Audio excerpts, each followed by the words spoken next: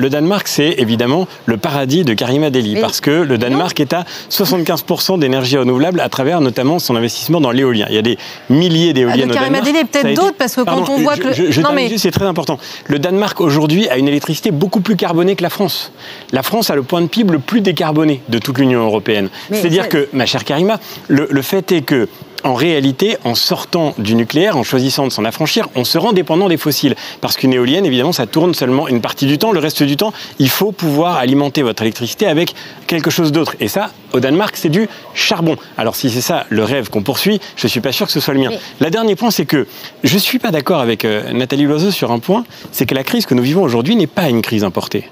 Bien sûr, la situation importée, c'est ça que vous dites ? Bien sûr, la situation créée par l'agression de la Russie contre l'Ukraine aggravée et mise en exergue, mise en avant. Oui, mais si la France va manquer d'électricité l'hiver prochain, ça n'est pas 15% de hausse des tarifs pondérés. Enfin, c'est quand même du jamais vu depuis des années. Ce n'est pas du tout. Si la France va manquer d'électricité l'hiver prochain, ce n'est pas du tout parce que la Russie coupe le gaz. Parce que la vérité, c'est que la France, de toute façon, repose très peu sur ses approvisionnements gaziers.